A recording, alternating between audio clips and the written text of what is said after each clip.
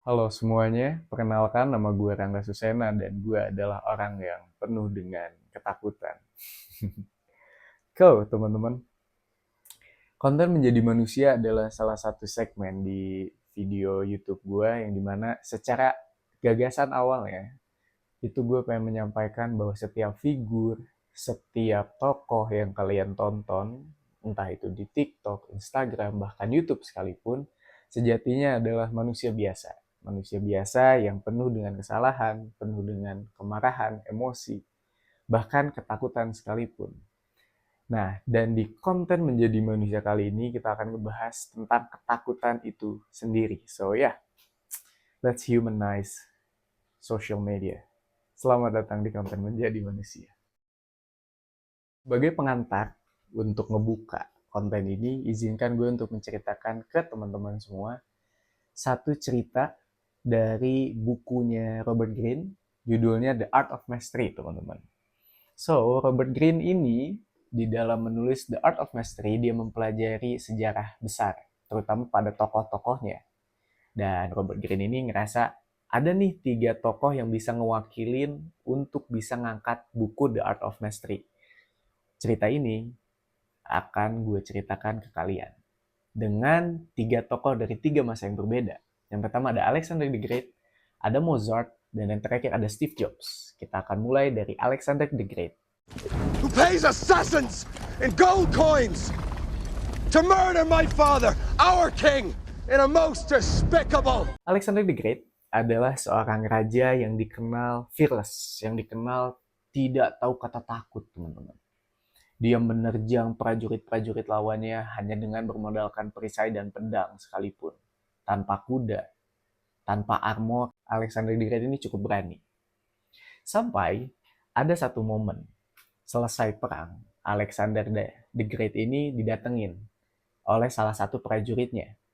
Di dalam camp, ada api unggun di sana, dan ada Alexander the Great bersama dengan rekan-rekannya, tertingginya di kerajaan gitu. Datanglah seorang prajurit. Seorang prajurit tersebut bertanya secara langsung kepada sang rajanya, yaitu Alexander the Great. Sang prajurit ini bertanya 3 pertanyaan. Yang pertama adalah, "Wahai raja, bagaimana kamu bisa sangat berani menerjang peperangan tadi hanya dengan bermodalkan kuda, perisai, dan pedang?" Alexander the Great menjawab dengan cukup ketawa kecil. Dia mengatakan kepada prajuritnya bahwa, kata siapa? Saya tidak takut. Saya ini takut loh. Saya ini takut. Saya ini ngerasain rasa takut yang sama dengan kalian semua. Bahkan saya lebih besar karena saya seorang raja yang menanggung nyawa-nyawa kalian. Sang prajurit menanyakan, apa yang kamu maksud, wahai raja? Pertanyaan yang kedua.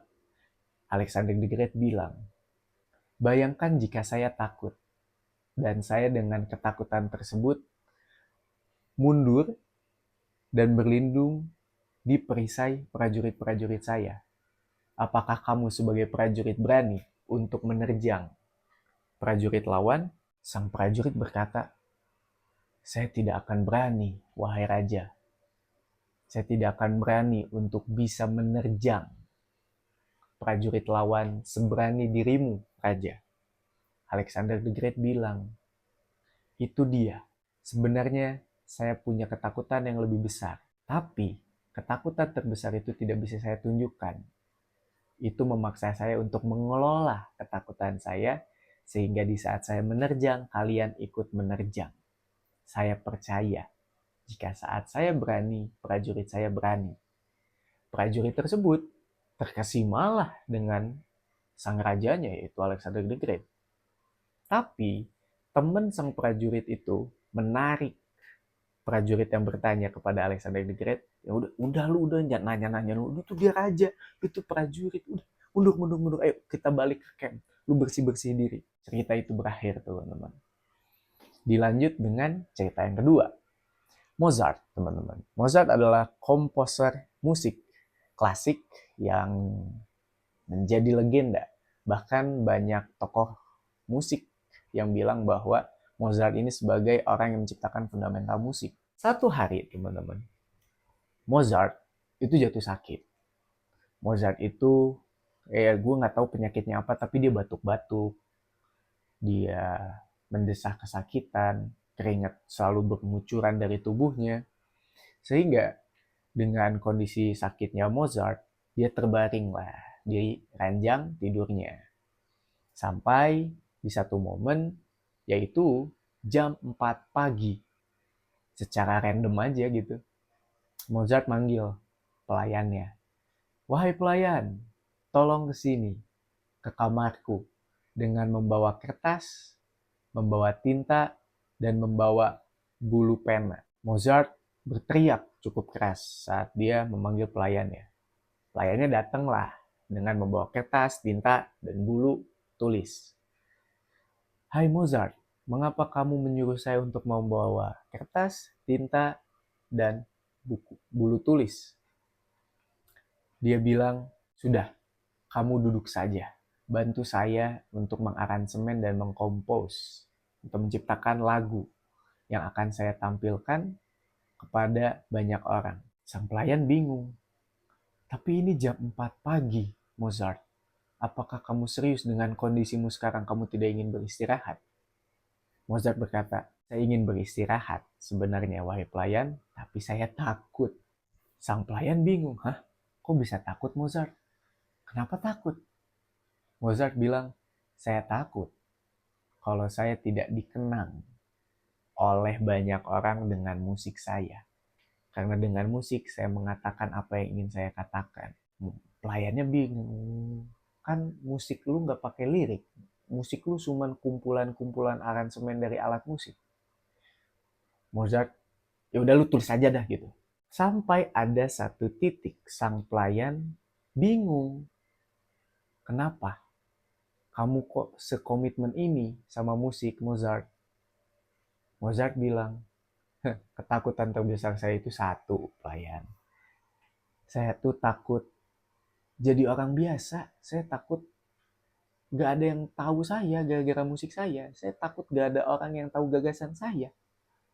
Dan sang pelayan pun, sepertinya saya akan menjadi bagian dari satu sejarah musik. Gitu. Jadi setelah itu dia nggak nanya apa-apa lagi, Pak. Dia cuma nurut aja sama Mozart.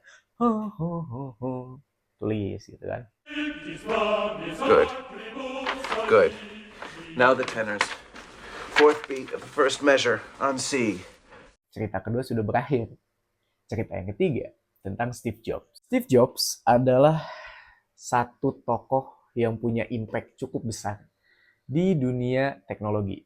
Karena kita pakai produknya. Bahkan menjadi salah satu produk yang dikatakan sebagai penentu strata sosial. iPhone, MacBook, iPad, yes, Apple, teman-teman. Nah, ada satu masa di saat Steve Jobs mencoba, awal-awal Apple nih, mencoba untuk menciptakan Apple bersama temannya Wozniak. Di garasi rumahnya Steve Jobs, Wozniak nih lagi ngoprek part-part teknologi gitu loh, part-part handphone gak tahu apa gitu. Terus Mike Wozniak secara random nanya ke Steve Jobs, hey Steve, lu gak takut apa produk lu ini gagal di pasaran, produk lu gagal tercipta, terus lu gak tahu apa yang lu pengen lakuin setelah produk ini gagal, lu udah ngeluarin uang lu udah ngeluarin otak lu udah ngeluarin tenaga lu, masa sih lu gak takut? Steve Jobs kan dia tuh bisa dibilang cukup bossy dan menyebalkan ya. Terus ya dia ngejawab itu dengan rada-rada sengek gitu. Steve Jobs bilang, gue gak takut sih, pengen ini gagal, pengen ini, ya gimana dah, gue gak takut sama produk ini. Malah yang gue takutin kalau produk ini berhasil. Wozniak kaget, Pak, maksud lu apaan? Produk lu berhasil, lu takut? Terus Steve Jobs, iya bro, gue takut. Takutnya gimana? Ya gue takut lah. Gue takut kalau produk ini berhasil, gak ada yang bisa ngembangin selain kita berdua. Steve Jobs dan Mark Wozniak tuh. Wozniak bilang, so, ketakutan terbesar lu tuh apa sebenarnya? Gak usah diperindah-indah, gak usah diperumit deh bahasa lu. Steve Jobs langsung bilang dengan nada yang marah gitu. Gue ini takut irrelevan, setan. Gue tuh takut produk yang gue ciptain dengan susah payah ini setelah berhasil jadi nggak relevan buat masyarakat pakai. Pengguna-pengguna kita tuh bosen pakai iPhone, pakai Apple. Terus kayak Matchbox nya karena udah dibentak gitu kan sama Steve Jobs. Ya udahlah, gue nurut malu. So that hackers and hobbyists could build ham radios or something. And then it nearly destroyed Apple when you spent all your money on it and developed a grand total of no new products. Itu adalah akhir dari cerita ketiga, teman-teman. Dari 3 cerita tersebut, 3 tokoh besar itu takut sebenarnya, teman-teman. Gak ada yang sangat berani gitu, gak ada. Gak ada dari 3 tokoh itu yang benar-benar manusia yang ideal banget bisa ngerasain rasa takut. Gak ada. Artinya, dari 3 tokoh tersebut, rasa takut tuh bukan dihilangkan, tapi dikelola. Sehingga rasa takut itu bukan jadi penahan kita untuk maju ke depan, tapi menjadi bahan bakar untuk kita maju ke depan. Dan dari kutipan buku The Art of Mastery juga, ada satu kutipan yang bagus banget, yang bahkan gue pakai sampai jadikan prinsip gue, yaitu courage comes first, confidence comes second. Keberanian itu akan selalu menjadi hal yang pertama. Untuk kita berani melakukan sesuatu melawan ketakutan kita. Karena melawan ketakutan itu nggak gampang. Maka diperlukan keberanian. Seringkali melawan ketakutan itu rasanya sangat tidak nyaman. Karena itu hal yang pertama kali baru kita lakukan. Bahkan itu hal pertama kali kita merasakan rasa takut yang cukup besar. Sehingga keberanian tuh diperlukan untuk tidak nyaman melawan ketakutan. Ketidaknyamanan tersebut akan menciptakan kebiasaan. Keterbiasaan inilah yang akan menciptakan kepercayaan diri. Kepercayaan diri lu dalam misalnya public speaking, kepercayaan diri lu untuk ngobrol sama cewek, untuk pacaran, untuk ngelamar kerja. Keberanian adalah hal yang paling utama untuk ngelawan rasa takut. Karena gak akan bisa dihilangkan, hanya bisa dikelola. Mengelola rasa takut sering gak nyaman. Terbiasa gak nyaman akan memunculkan kepercayaan diri. Kepercayaan diri inilah yang dianggap sebagai skill. Sebagai bagaimana kamu dapat menguasai suatu hal. So, teman-teman semua, gue cukupkan aja untuk konten menjadi manusia kali ini. Terima kasih banyak yang udah nonton. Gue Rangga Susana and ciao.